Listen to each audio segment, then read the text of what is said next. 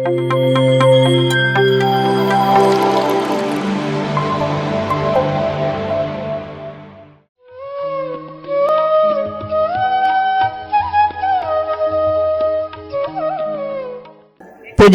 ಪತ್ರಿಜಿಯವರನ್ನ ಈ ಸಂದರ್ಭದಲ್ಲಿ ಸ್ಮರಿಸಿ,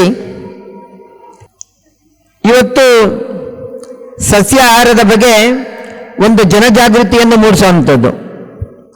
ಸಸ್ಯಾಹಾರ ಜಗತ್ತಿನ ಸರ್ವಶ್ರೇಷ್ಠ ಆಹಾರ ಅಂತೇಳಿ ವಿಜ್ಞಾನವೂ ಹೇಳಿದೆ. ಆದರೆ ಮನುಷ್ಯ ಇವತ್ತು ಭಕ್ಷಣೆಗೆ, ಪ್ರಾಣಿಗಳ ಭಕ್ಷಣೆಗೆ ನಿಂತಿರೋವಂಥದ್ದನ್ನು ನಾವು ನೋಡ್ತಾ ಇದ್ದೇವೆ.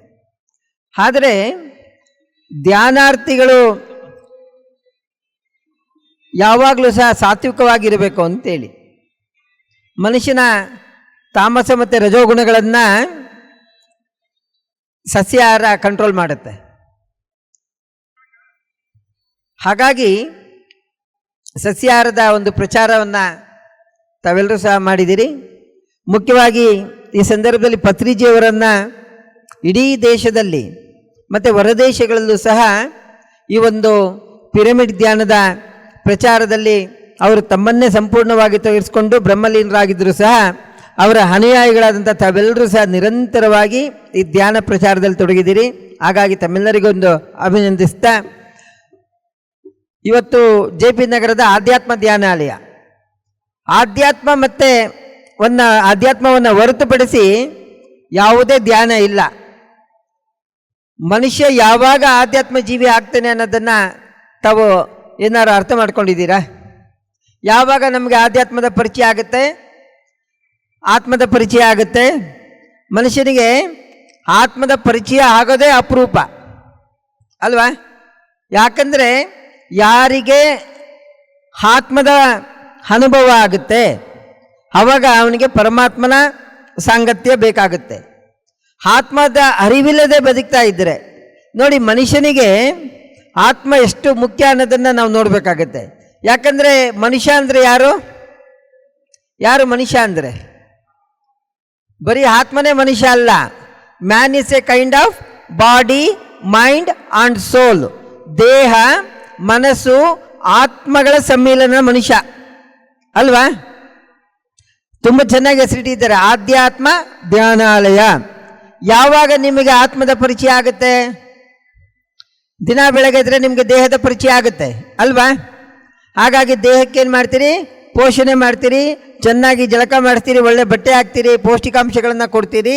ಒಂದಷ್ಟು ಯಾವಾಗ ಸಂದರ್ಭದಲ್ಲಿ ನಿಮಗೆ ಯಾಕೋ ಇವತ್ತು ನನಗೆ ಮನಸ್ಸು ಸರಿ ಇಲ್ಲ ಅಂತೇಳಿ ಮನಸ್ಸಿನ ಅನುಭವನೂ ಆಗುತ್ತೆ ನಿಮಗೆ ಅಲ್ವಾ? ಆದರೆ ಆತ್ಮದ ಅನುಭವ ನಿಮ್ಗೆ ಯಾವಾಗ ಆಗುತ್ತೆ? ಆತ್ಮದ ಅನುಭವ ಆಗಬೇಕು ಅಂತೇಳಿದ್ರೆ ದೇಹ ಮತ್ತು ಮನಸ್ಸು ಎರಡನ್ನೂ ಸಹ ಸೋಲ್ಬೇಕು. ದೇಹ ಮತ್ತು ಮನಸ್ಸು ಎರಡು ಸೋತಾಗ ಮಾತ್ರ ನಿಮಗೆ ಆತ್ಮದ ಅನುಭವ ಆಗುತ್ತೆ. ನೋಡ್ರಿ, ನಮಗೆ ದೇಹ ಇದೆ, ಮನಸ್ಸಿದೆ, ಆತ್ಮ ಇದೆ. ಈ ಮೂರು ಇದ್ದರೆ ಮಾತ್ರ ನಾವು ಪರಿಪಕ್ವ ಮನುಷ್ಯ. ಆದರೆ ನಮ್ಮ ದೇಹ ಕೆಲಸ ಮಾಡ್ತಾ ಇದೆ, ನಮ್ಮ ಆತ್ಮ ಕೆಲಸ ಮಾಡ್ತಾ ಇದೆ, ನಮ್ಮ ಮನಸ್ಸು ಕೆಲಸ ಮಾಡ್ತಾ ಇದೆ ಅಂದರೆ ಏನಿರ್ಬೇಕು? ನಮ್ಮಲ್ಲಿ ಆತ್ಮ ಇರಬೇಕಲ್ವಾ? ಹಾಗಾಗಿ ಸ್ಥೂಲ ದೇಹ, ಸೂಕ್ಷ್ಮ ದೇಹ ಮತ್ತು ಕಾರಣ ದೇಹ ಅಂತ ಹೇಳ್ತಾರೆ. ನನ್ನ ಮನಸ್ಸು ಮತ್ತು ನನ್ನ ದೇಹ ಎರಡು ಕೆಲಸ ಮಾಡ್ತಾ ಇದ್ರೆ ಅದಕ್ಕೆ ಕಾರಣ ಏನಪ್ಪ ಅಂದರೆ ಆತ್ಮ. ಹಾಗಾಗಿ ಆ ಆತ್ಮಕ್ಕೆ ನಾವೇನಾದ್ರು ಕೊಟ್ಟಿದ್ದೀವ?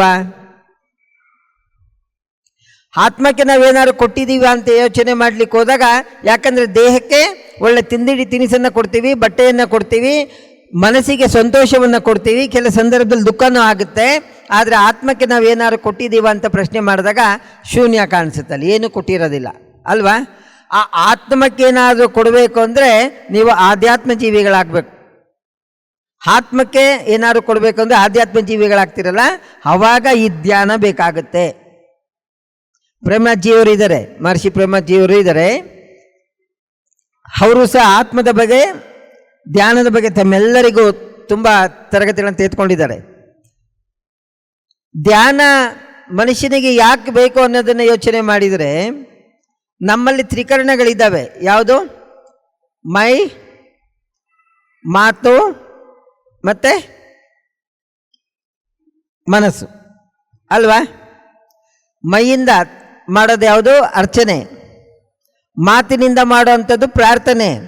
ಮನಸ್ಸಿನಿಂದ ಮಾಡೋ ಅಂಥದ್ದು ಯಾವುದು? ಧ್ಯಾನ ಅಲ್ವಾ?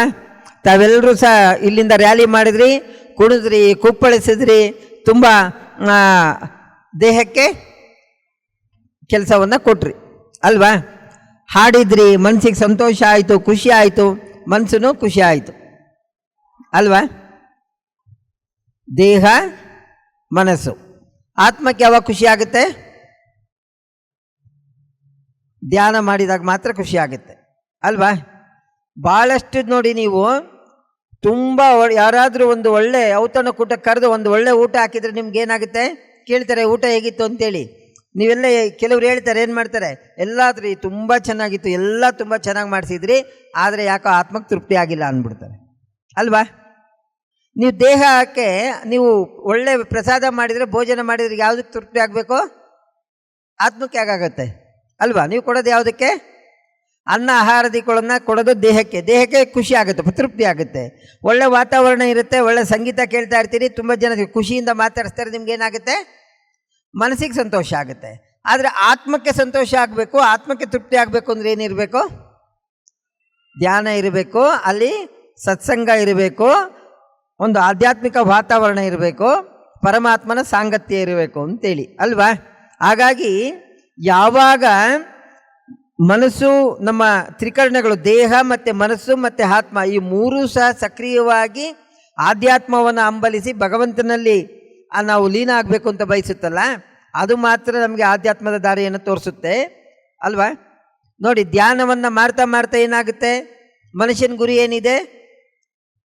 ಮನುಷ್ಯನ ಗುರಿ ಏನಿದೆ? ಮನುಷ್ಯನ ಗುರಿ ಬರೀ ಸಂಪಾದನೆ ಮಾಡೋದಲ್ಲ. ನೀವು ಯಾರಿಗಾದರೂ ನಿಮ್ಮ ಗುರಿ ಏನಂತ ಹೇಳಿದ್ರೆ, ಒಂದು ಮನೆ ಇದೆ, ಇನ್ನೊಂದೆರಡು ಮನೆ ಕಟ್ಟಬೇಕು, ಒಂದು ಕಾರ್ ತೊಗೊಂಡಿದ್ದೀವಿ, ಇನ್ನೊಂದು ಕಾರ್ ತಗೊಬೇಕು, ಲಕ್ಷ ಮಾಡಿದ್ದೀನಿ, ಕೋಟಿ ಸಂಪಾದನೆ ಮಾಡಬೇಕು ಅಂತೇಳಿ. ಬರೀ ಸಂಪಾದನೆ ಮಾಡೋದೇ ಮನುಷ್ಯನ ಗುರಿಯಲ್ಲ. ಯಾಕಂದರೆ ನಮ್ಮ ಧರ್ಮ ಬೋಧನೆ ಮಾಡುತ್ತೆ, ಧರ್ಮ, ಅರ್ಥ, ಕಾಮ, ಮೋಕ್ಷ. ಮೋಕ್ಷವೇ ಮನುಷ್ಯನ ಪರಮ ಗುರಿ. ಮೋಕ್ಷ ಹೊಂದಬೇಕು ಅಂದ್ರೇನು? ನರನಾಗಿರತಕ್ಕಂಥವನು ಹರನಾಗಬೇಕು. ಈ ಚಿದ್ರೂಪಿ ಆತ್ಮ ಪರಮಾತ್ಮನಲ್ಲಿ ಒಂದಾಗುವಂಥದ್ದು ಮೋಕ್ಷ.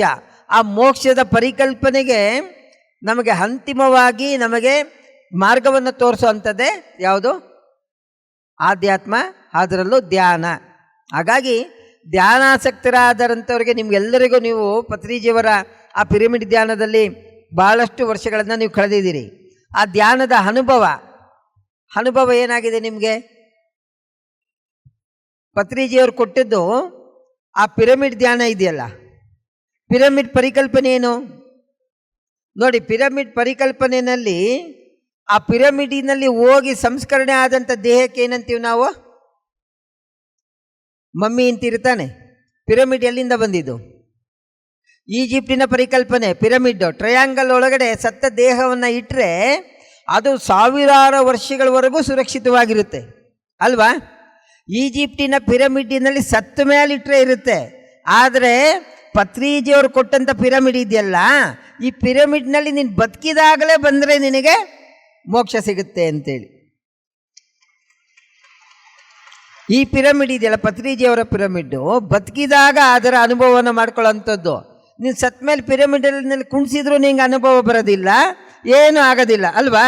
ಆದರೆ ಆ ಪಿರಮಿಡ್ಡಿನೊಳಗಡೆ ನೀನು ಜೀವಂತ ಇದ್ದಾಗ ನೀನು ಅಲ್ಲಿರ್ಬೇಕು. ಏನು ಪಿರಮಿಡಿನ ಕಲ್ಪನೆ ನೋಡಿ? ಟ್ರಯಾಂಗಲ್ ಇದೆ. ಯಾವುದು? ಜೀವ, ಜಗತ್ತು ಮತ್ತು ಈಶ್ವರ, ಮೂರೇ.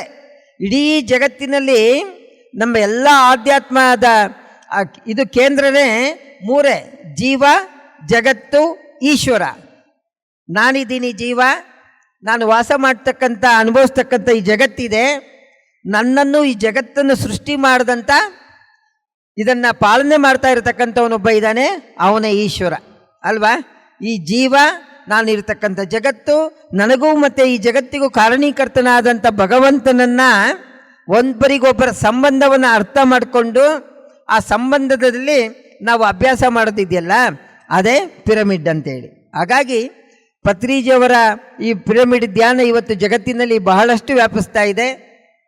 PMC ಕನ್ನಡ ಚಾನಲ್ಲು ತುಂಬ ಅದರ ಪ್ರಚಾರದಲ್ಲಿ ತೊಡಗಿದೆ. ನಾವೆಲ್ಲರೂ ಇಷ್ಟೇ ಅರ್ಥ ಮಾಡ್ಕೊಳ್ಬೇಕು, ಜಗತ್ತಿನಲ್ಲಿ ಯಾವತ್ತೂ ನಾವು ಸುಮ್ಮನೆ ಕುಂತ್ಕೊಂಡ್ರೆ ಏನು ಮಾಡಲಿಕ್ಕಾಗೋದಿಲ್ಲ. ಭಾಳಷ್ಟು ಜನಗಳಿಗೆ ಸುಮ್ಮನೆ ಕುಂತ್ಕೊಂಡ್ರೆ ಏನಾರು ಆಗುತ್ತೆ ಅಂತೇಳಿ. ಸುಮ್ಮನೆ ಅಂದರೆ ಏನು? ಬರೀ ಸುಮ್ಮನೆ ಕುಂತ್ಕೊಳ್ಳೋದು ಅಂದ್ರೇನು?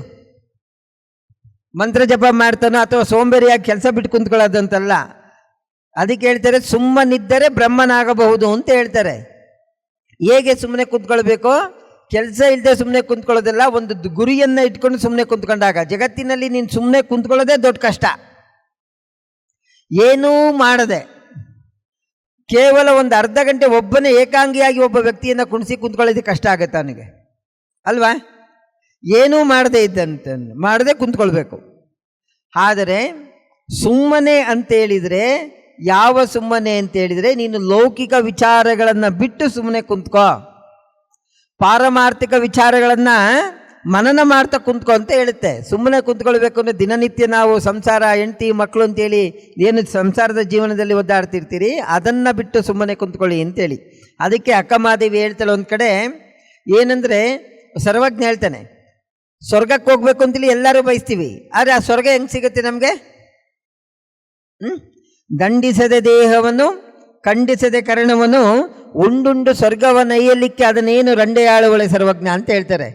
ದೇಹವನ್ನು ಖಂಡಿಸದೆ ದೇಹವನ್ನು ದಂಡಿಸದೆ ದೇಹವನ್ನು ಖಂಡಿಸದೆ ಕರ್ಣವನ್ನು. ನೋಡಿ, ದೇಹವನ್ನು ದಣಿಸಿದ್ರಿ, ದೇಹಕ್ಕೆ ವ್ಯಾಯಾಮ ಆಯಿತು. ಕರ್ಣಗಳನ್ನು ಖಂಡಿಸದೆ, ನಮ್ಮಲ್ಲಿ ಯಾವುವು ನಮ್ಮ ಕರ್ಣೇಂದ್ರಿಯಗಳಿದಾವಲ್ಲ, ನಮ್ಮ ಪಂಚೇಂದ್ರಿಯಗಳನ್ನು ಖಂಡಿಸಬೇಕು. ಏನು? ನೀನು ಕೆಟ್ಟದನ್ನು ನೋಡ್ತಾ ಇದೆಯಪ್ಪ, ನೀನು ಕೆಟ್ಟದನ್ನು ನೋಡ್ತಾ ಇದೆಯಾ, ಕೆಟ್ಟದನ್ನು ಮಾಡ್ತಾ ಇದೆಯಾ, ಕೆಟ್ಟದನ್ನು ಗ್ರಹಿಸ್ತಾ ಇದೆಯಾ ಅಂತೇಳಿ. ಅದಕ್ಕೆ ಅಕ್ಕಮಹಾದೇವಿ ಹೇಳ್ತಾಳೆ, ಮನಸ್ಸನ್ನು ಕಟ್ಟಾಕ್ಲಿಕ್ಕೆ ಈ ಮನಸ್ಸಿಗಿನ ಧ್ಯಾನವೇ ಬಹುಮುಖ್ಯ ಅಂತೇಳಿ. ಆ ಧ್ಯಾನ ಅಂತೇಳಿದರೆ ಅವಳು ಹೇಳ್ತಾಳೆ, ಲೋಕದ ಚೇಷ್ಟೆಗೆ ರವಿ ಬೀಜವಾದಂತೆ ಕರ್ಣಗಳ ಚೇಷ್ಟೆಗೆ ಮನವೇ ಬೀಜ. ನೋಡಿ, ಜಗತ್ತು ಸೂರ್ಯೋದಯ ಆದಮೇಲೆ ಹೇಗೆ ಕೆಲಸ ಮಾಡುತ್ತಲ್ಲ, ಹಾಗೆ ನಮ್ಮ ಕರ್ಣಗಳು ಯಾವಾಗ ಕೆಲಸ ಮಾಡ್ತವೆ ಅಂತ ಹೇಳಿದ್ರೆ, ಯಾವಾಗ ಮಾಡ್ತವೆ?